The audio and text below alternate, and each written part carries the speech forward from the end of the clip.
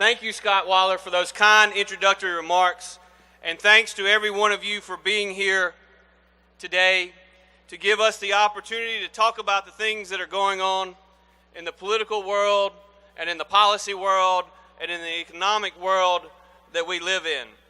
Now, I know that everyone in here is eager to get to the catfish.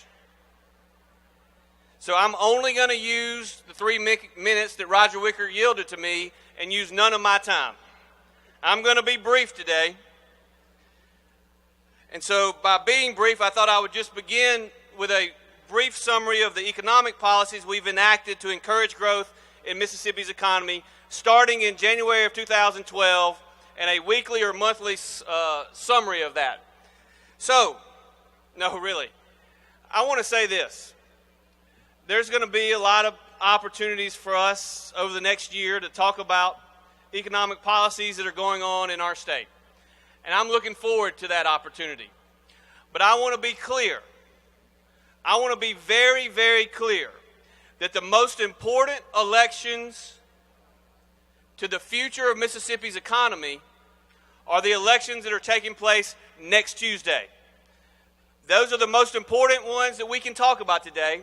And so with Senator Wicker and Senator Hyde-Smith speaking, it is imperative, it is crucial that we all go to the polls next Tuesday and vote to send senators to Washington that will help President Trump and his economic policies. The fact of the matter is, in each of the last 3 quarters, we've had real GDP growth in excess of 3%, and in one of those 3 quarters, we had GDP growth in excess of 4%. Now that's faster and stronger and better economic growth than in any of the 8 years of the previous administration. Elections have consequences, and the most important election that we can talk about today is the election that's going to take place next Tuesday. So, Senator Wicker, thank you for your remarks, and I hope everyone recognizes that. Now, the other thing I want to do today is to take this opportunity and thank Governor Bryant for his leadership in the most recently completed special session. Thank Speaker Gunn and his leadership team for working with us to create a solution to a challenge. We also want to take the opportunity to thank you, because every single person in this room played a critical role in getting 3 complicated pieces of legislation done. With your help, we were able to pass a plan to spend over $1 billion over the next several years on both state highways and on city and county roads. And I'm happy to say that the Mississippi Economic Council will have a seat at the table as MDA and MDOT consider funding major road projects that support economic activity throughout the entire state. This significant investment positions Mississippi to both maintain the pavement on the ground and to look at new projects in communities that support economic growth. Our state's highway system plays a critical role in our economy. Mississippi businesses, all of you, need a reliable transportation system to move goods to market.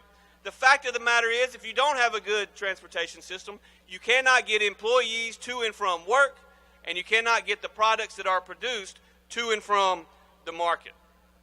Just last week, I had the opportunity to work with Transportation Commissioner Mike Taggart as we cut the ribbon on the new I-269 project that runs from Highway 61 in Tunica to connect to a highway in Tennessee. This is one of the first phases of the soon-to-be, hopefully, I-69 project that connects Canada to Mexico. I do think it's important to note that we in Mississippi literally just opened one of the first phases of that nationwide project.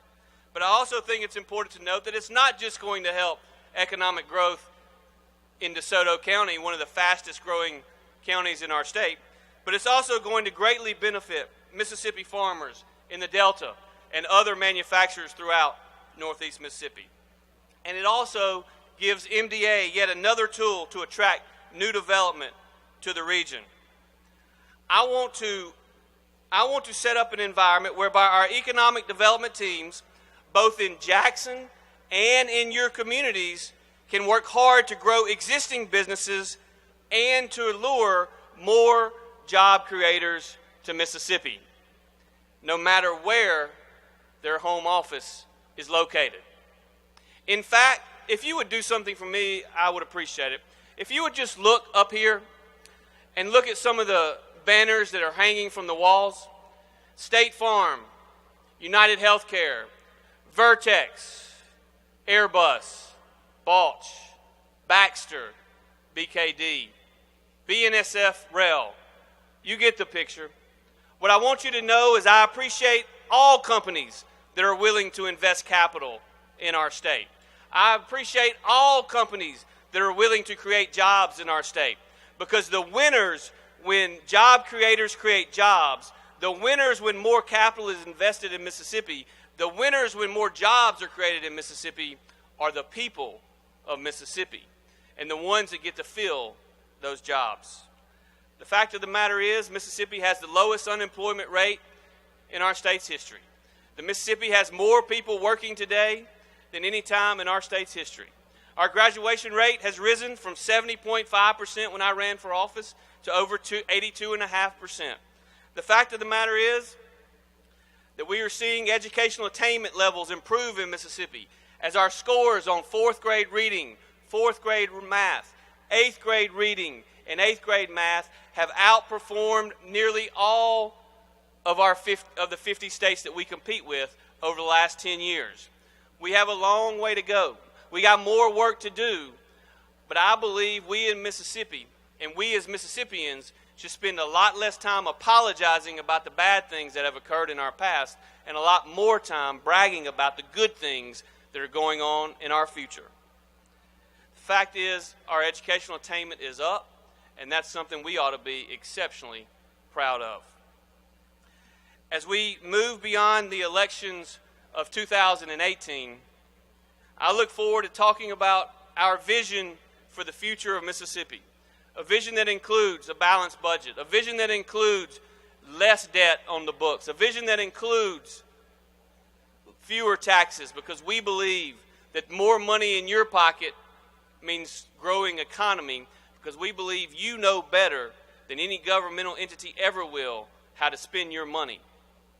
As we look to 2019, we'll have a lot of time and a lot of opportunity to talk about just that. But today is a day to focus on the 2018 elections and to focus on the accomplishments that we made together in the special session. Thank you for what you did to make that become a reality. The fact is, our citizens will be better off because of it. Thank y'all, and may God bless Mississippi.